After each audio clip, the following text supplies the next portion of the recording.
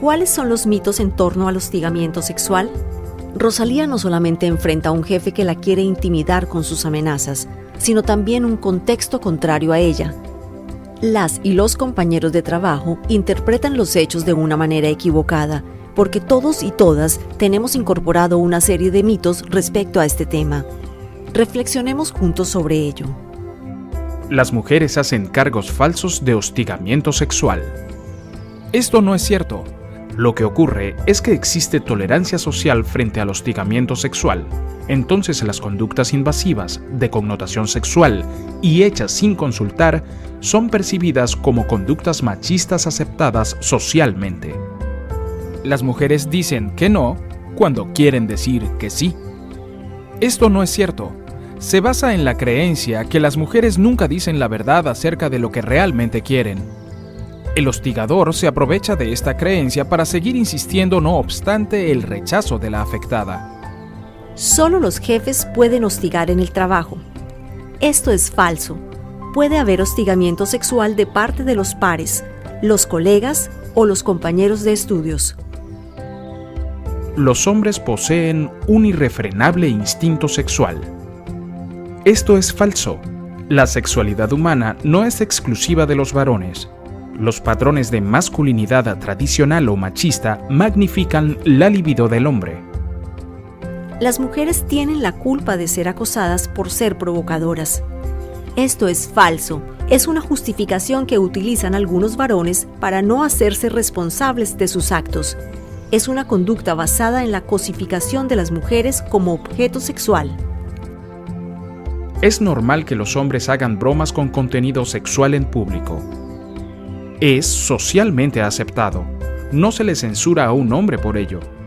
Generalmente son expresiones de lenguaje sexista con que se discrimina a la mujer o se banalizan conductas sexuales invasivas. Solo las acciones son conductas castigadas por la ley. Esto es falso. Cuando las miradas o comentarios constituyen una conducta de naturaleza sexual, no bienvenida y o rechazada, también son hostigamiento sexual. Un subordinado debe aceptar cualquier orden de su superior. Es parte de su condición. Es falso. La dignidad humana es un derecho inviolable de la persona, aún en organizaciones laborales rígidas como las militares. Rosalía ha tomado una importante decisión al acercarse a la Oficina de Recursos Humanos. La jefa de esta oficina le brindará la información necesaria para una queja de acuerdo a los procedimientos que manda la ley.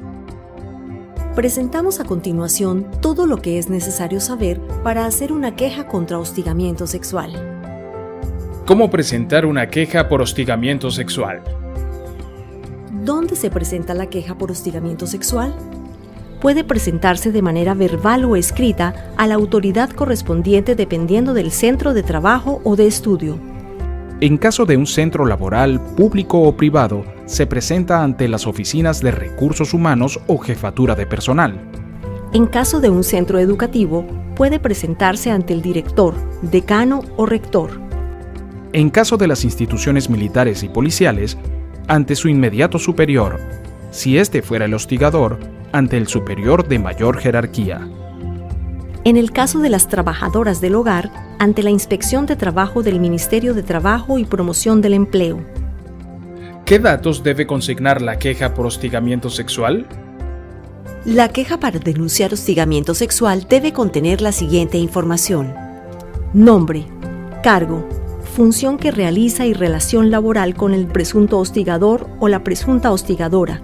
Nombre, cargo, relación laboral con la persona supuestamente hostigada. Descripción de los actos que considera manifestación de hostigamiento sexual y las circunstancias de tiempo y lugar en que se produjeron. Medios probatorios que acrediten la queja. ¿Qué pruebas debe reunir y presentar la víctima del hostigamiento sexual? Corresponde a la agraviada o agraviado probar lo que ha afirmado en la queja presentada. Por ello, debe adjuntar las pruebas que pueden ser las siguientes: declaración de testigos, documentos públicos o privados, grabaciones, correos electrónicos, mensajes de texto telefónicos, fotografías, objetos, cintas de grabación, entre otros. pericias psicológicas, psiquiátricas, forenses, grafotécnicas, análisis biológico, químico, entre otros. Cualquier otro medio probatorio idóneo. La persona agredida puede solicitar medidas cautelares para protegerse del hostigador u hostigadora sexual. La víctima de hostigamiento sexual puede solicitar la protección inmediata a través de las siguientes medidas cautelares: la propia rotación hecha a solicitud del o la agraviada, rotación del presunto hostigador u hostigadora, suspensión temporal del presunto hostigador u hostigadora, no se cumple para los trabajadores del régimen laboral público. Que el agresor o agresora sea impedido de acercarse a la víctima o a su entorno familiar, para lo cual se deberá efectuar una constatación policial. Asistencia psicológica u otras medidas de protección que garanticen su integridad física, psíquica y o moral, por ser la persona más afectada con el hostigamiento sexual sufrido. Dicha responsabilidad estará a cargo del sector salud. Además de las medidas cautelares, la víctima del hostigamiento sexual puede optar entre las siguientes alternativas.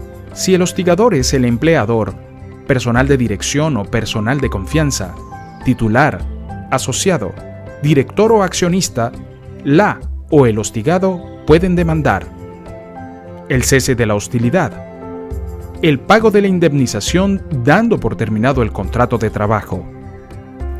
La persona agredida puede solicitar un garante de la queja.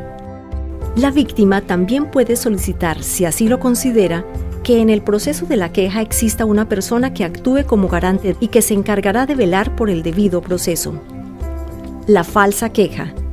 Si una persona supuestamente hostigada actuara con mala fe en su queja de hostigamiento sexual y se comprobara evidencia en tal sentido, la persona denunciada por hostigamiento tiene derecho a realizar acciones judiciales para recibir una indemnización fijada por el juez de parte de su denunciante.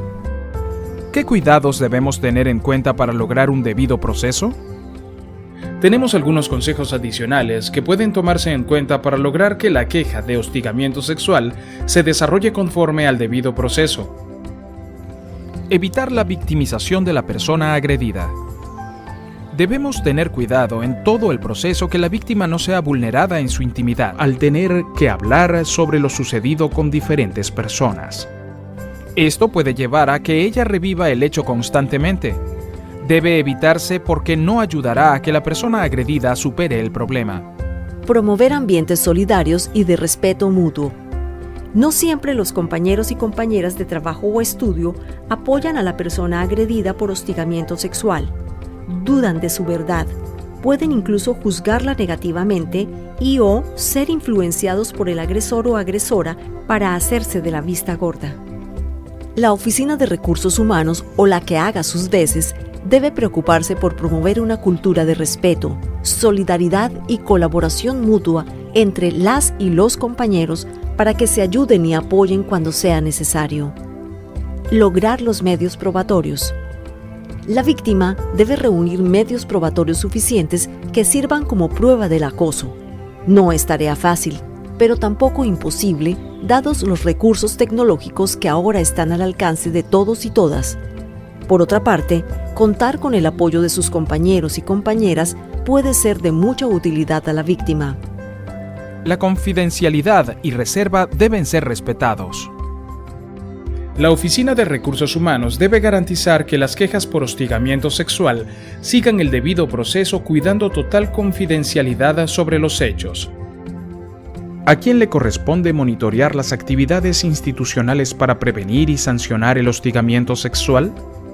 A la Presidencia del Consejo de Ministros, que hace el seguimiento y monitoreo de la prevención y sanción del hostigamiento sexual en el ámbito institucional del sector público a nivel nacional, mientras que el Ministerio de Trabajo y Promoción del Empleo lo hace en el ámbito institucional del sector privado. ¿Cuáles son las sanciones por hostigamiento sexual? El hostigamiento sexual cometido por los representantes del empleador, empleadora o quien ejerza autoridad sobre el trabajador, así como el cometido por un trabajador o trabajadora, es considerado falta grave y como tal es objeto de sanciones, tales como la suspensión, el cese temporal en el cargo, la destitución o ruptura del vínculo, ya sea laboral, educativo, militar o policial, según sea el caso.